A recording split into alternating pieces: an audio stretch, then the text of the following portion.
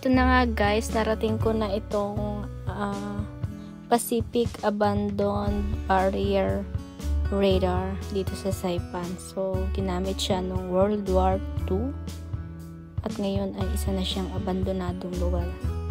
Kaya tara, explore natin to. Tingnan natin kung ano yung mga nandito pa.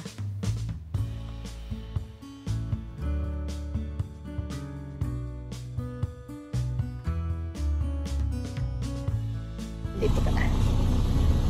So, ayun nga guys, nandito ako ngayon sa abandoned na Pacific Barrier. Ayan.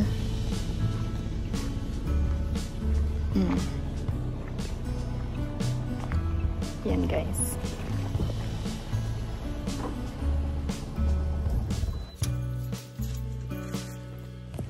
So, ayan guys, tingnan natin yung loob nito. Puro basura na. Diyan yung itsura niya sa loob. So, abandoned na nga siya.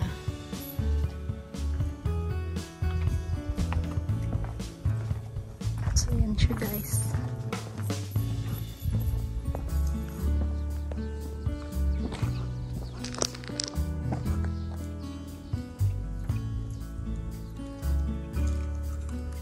So, abandoned. So, ayan guys, may pataas dito. Hindi ko alam kung anong meron dito. Pero may mga nakita akong pumunta rito. So, kinaya ko. Tama naman tayo, magkagaya-gaya lang tayo sa mga pumunta dito. So, tingnan natin kung ano ba yung tinitingnan nila dito sa kabila. Oh, shit, ang ganda. Napakadelikado niya. Pero maganda. Teka lang guys ha, struggle is real. Aray ko. Aray ko.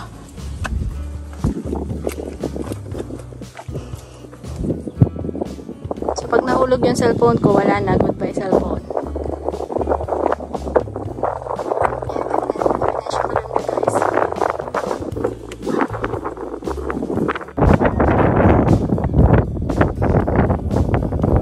Ayan guys, nandito tayo ngayon sa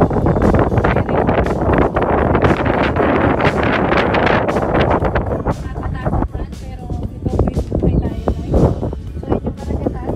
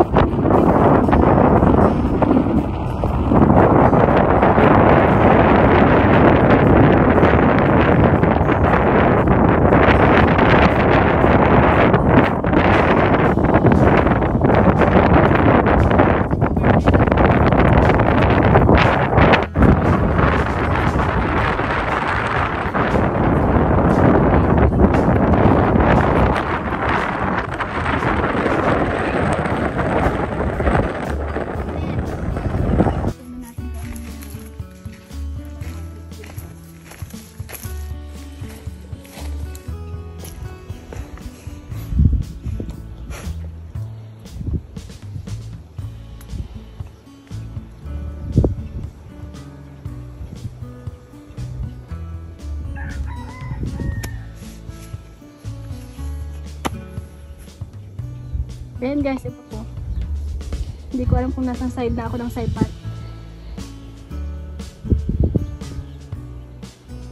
Yun, ano kaya yun? Yung may kulay berde. So ayan guys, ito na yung radar.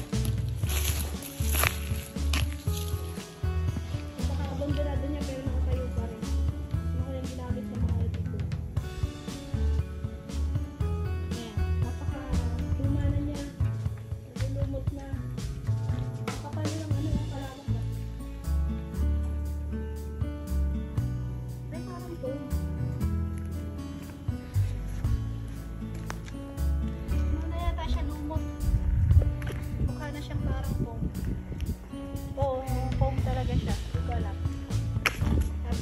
safety. So, ayan guys. Ikutin natin ang ikutin. Ganun pa rin. Paano kaya siya gumagana? No? Ano ba? So yun nga guys, pinasok ko yung parang ano nila, yung bahay doon. So malapit sa may radar.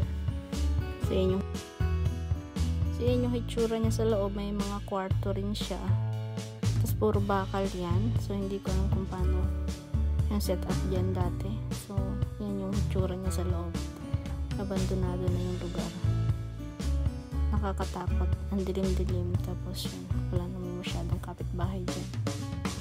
Wala rin mga tao masyado.